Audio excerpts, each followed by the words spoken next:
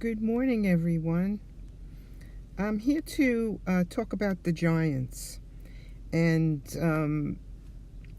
the images that we have in our head from reading scripture. And you have to understand one thing. In our scriptures, there's a lot of mythology in our scripture. The interpretations were done by Greek, and we know that a lot of the Zeus and all these mythological entities, they're all intertwined in scripture. So we can either look at it and think that it's something mythological, or we can be more rooted in reality when we take a word like the giant and dig in and see what else could a giant mean other than something mythological. And if we look, of course, it's all Greek mythology, but they'll give you an additional definition of the word giant. And it says here, giants were a race of great strength and aggression, though not necessarily of great size. Okay? It says the archaic and colossal it says archaic and classical representations show giants as man-sized hoplites, Hoplites.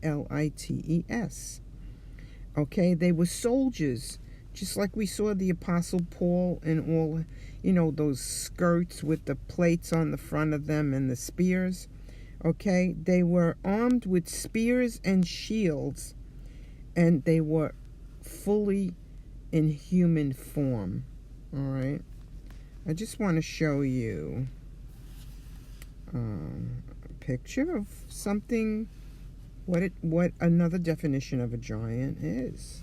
Okay, you see that? It's a man with the spear. It kind of looks like the guy, Roman soldier. Here's another picture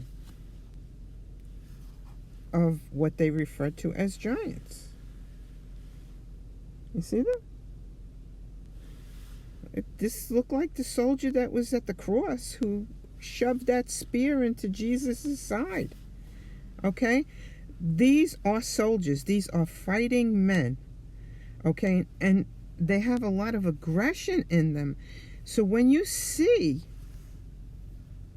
and you read about all the wars where they conquered territories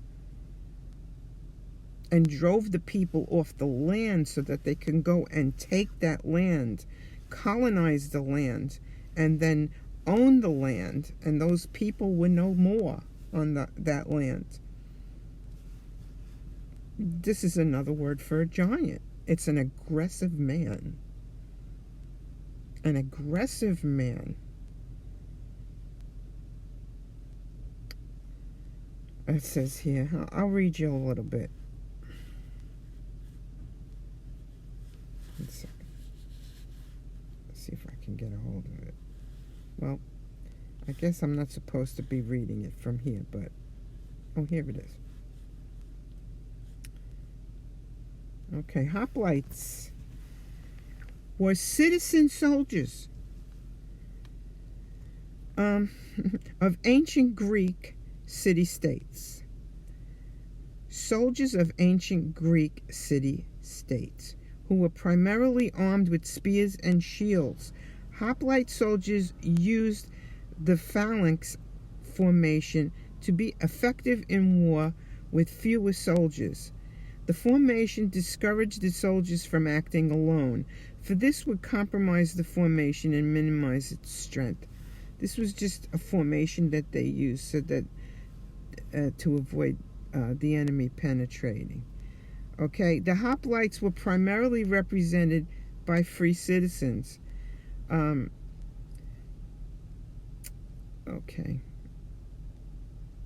Proprietor farmers and artisans who were able to afford a linen or bronze armor suit and weapons.